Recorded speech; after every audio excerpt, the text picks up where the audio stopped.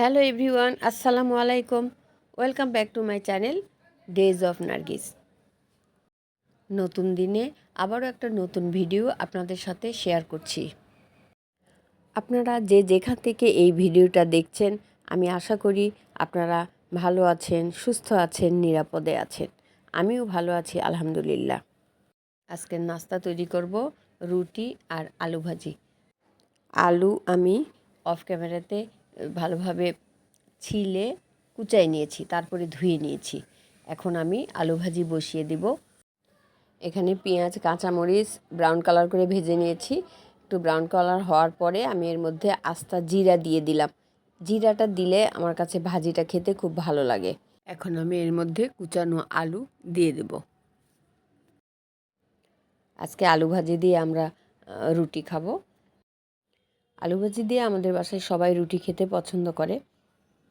সব সময় যে আলু ভাজি করি তাও না, যখন সময় হয় তখন আলু ভাজি করি, আর না হলে মাঝে মাঝে ডিম ভাজি। কখনো কখনো আমরা সুজি দিয়েও রুটি খেয়ে থাকি। ভিউয়ার্স, আপনারা যারা এই ভিডিওটি দেখা শুরু করেছেন, প্লিজ একটা লাইক দিয়ে ভিডিওটি কন্টিনিউ করবেন।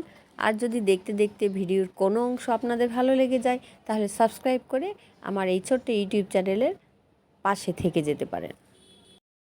বেশ কিছুদিন ধরে দেশে কি হচ্ছে, কি হতে চলেছে কিছুই বুঝতে পারছি না। আমরা সাধারণ মানুষ একটু শান্তিতে ঘুমাতে চাই। গত 3 রাত ধরে আমরা বাসায় কেউ ঘুমাতে পারছি না। কারণ হলো ডাকাত আতঙ্ক। অমুক লাইনে ডাকাতি হচ্ছে, অমুক জায়গায় ডাকাতি হচ্ছে, ফেসবুকে এইসব খবর ছড়িয়ে পড়েছে। হয়তো বা কোথাও ডাকাত এসেছে, কিন্তু সেটা সব এলাকায় ছড়িয়ে পড়ছে তাও না। এই ডাকাতের হাত থেকে বাঁচার জন্য সাধারণ মানুষরা রাত্রে লাঠিসোঁটা নিয়ে নিচে যায় পাহারা দিচ্ছে। এইভাবে কতদিন টেনশনে থাকা যায়? আল্লাহর কাছে দোয়া করি, আল্লাহ আমাদের দেশটাকে শান্ত করে দাও, সবাই যেন শান্তিতে ঘুমাইতে পারে, আমরা সাধারণ মানুষ যেন সুখে শান্তিতে থাকতে পারি। আলু ভাজি হয়ে গেছে। এই আলু ভাজি দিয়ে আমরা আজকে রুটি খাবো, কিন্তু আমি রুটি তৈরি করা আজকে দেখাইনি। অফ ক্যামেরাতে আমরা নাস্তা সেরে নিয়েছি। তারপরে মাঝখানে অনেক সময় আমরা একটু রেস্ট করেছি। এরপর আমরা দুপুরে রান্নার জন্য প্রস্তুতি নিচ্ছি, এবং দুপুরে রান্না করব আজকে পাট শাক দিয়ে মসুর ডাল। এই ডালের মধ্যে কিন্তু আমি বোম্বাই মরিচ দিয়েছি। বোম্বাই মরিচ দিয়ে পাট শাক ডাল রানলে কিন্তু খেতে খুবই মজা।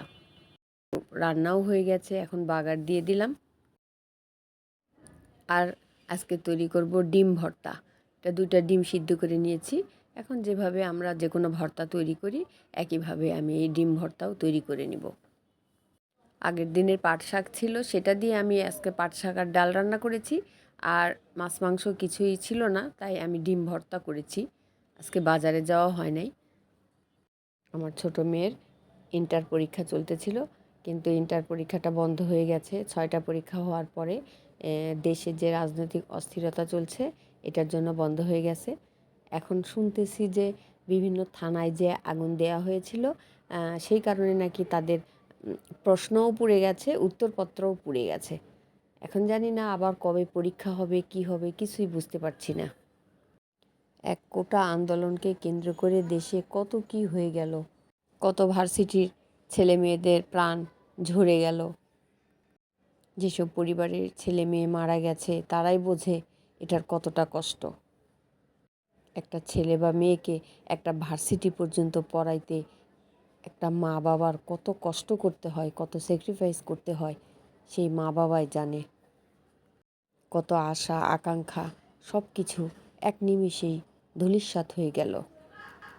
যারা মারা গিয়েছে, আল্লাহ যেন তাদেরকে জান্নাতবাসী করেন, আমিন। ডিম ভর্তা করার জন্য আমি পেঁয়াজ, শুকনো মরিচ, লবণ দিয়ে ভালোভাবে মেখে নিয়েছি। তার মধ্যে সরিষার তেল দিয়েছি।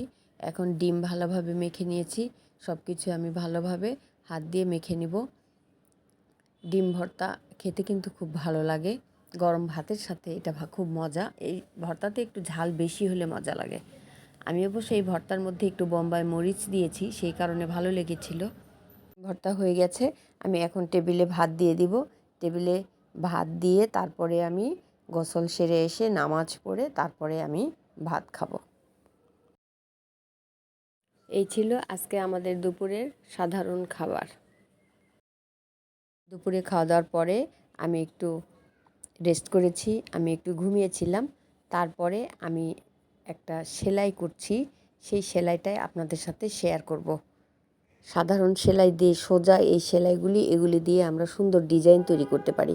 আমি আজকে যে সেলাইটা করব, এটা সোজা করে আমি চারবার এই সেলাই করে নিয়েছি। এইভাবে আমি 4টা লাইন করেছি।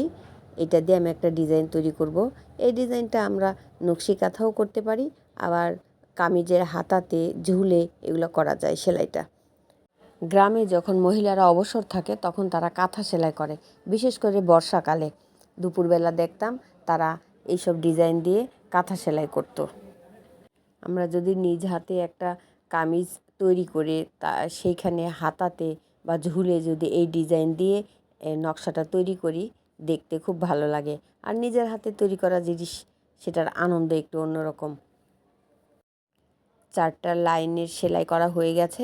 আমি এখন সুইয়ের যে গোড়া থাকে সেইটা দিয়ে আমি ঘুরিয়ে ঘুরিয়ে আমি এখানে একটা ডিজাইন তৈরি করে নিব। এই ডিজাইনটা হবে ইংরেজি অক্ষর এস এর মতো। আমি সারাদিন সাংসারিক কাজকর্ম করার পরে বেশি একটা সময় পাই না, তারপরেও যখন হয়তো সময় পাই তখন আমি নিজে কাটিং জানিয়ে আমার নিজের সালোয়ার কামিজ, আমার মেয়েদের সালোয়ার কামিজ সব কিছুই আমি নিজ হাতে তৈরি করি। এখন জাস্ট সুইয়ের গোড়ালি দিয়ে ঘুরিয়ে ঘুরিয়ে আমি ডিজাইনটা তৈরি করে নেব। বহু বছর আগে আমি এই ডিজাইনটা দিয়ে একটা ছোট্ট কাঁথা তৈরি করেছিলাম। সাধারণ সেলাই করার পরে তারপরে সুই দিয়ে ঘুরিয়ে ঘুরিয়ে এই ডিজাইনটা উঠাতে আমার কিন্তু খুব আনন্দ লাগে। এখানে আমি সাদার উপরে লাল দিয়ে কাজ করেছি, আপনারা চাইলে যে কোনো কালার সবুজ দিয়েও করতে পারেন।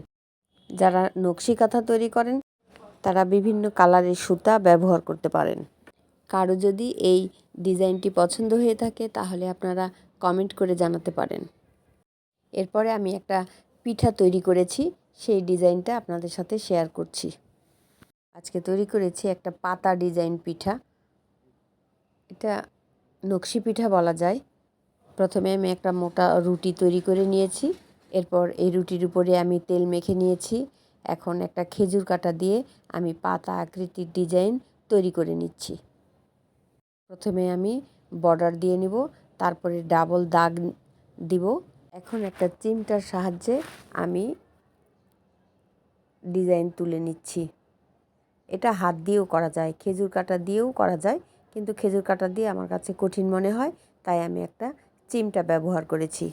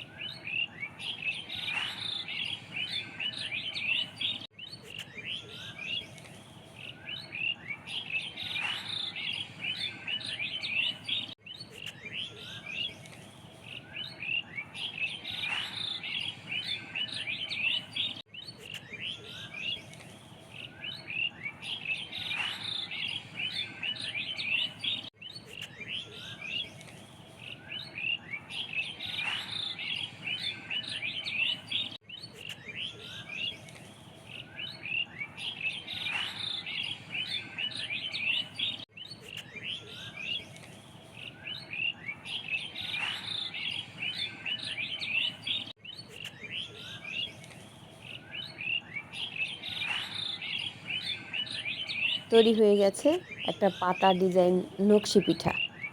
ভিউয়ার্স, যদি কারো এই পিঠার ডিজাইনটা ভালো লেগে থাকে তাহলে প্লিজ লাইক দিবেন, সাবস্ক্রাইব করবেন আর পাশে থাকা বেল আইকন বাটন অন করে রাখবেন। যারা আমার এই ইউটিউব চ্যানেলটি নতুন ভিজিট করছেন প্লিজ একটা লাইক এবং সাবস্ক্রাইব করে এই ছোট্ট ইউটিউব পরিবারের সদস্য হয়ে যেতে পারেন। আপনারা কে কোথায় থেকে এই ভিডিওটা দেখছেন আপনারা কমেন্টে জানাবেন। সবাইকে অসংখ্য ধন্যবাদ এতক্ষণ ভিডিওটি দেখার জন্য। সবাই ভালো থাকবেন, সুস্থ থাকবেন। আসসালামু আলাইকুম। আল্লাহ হাফেজ।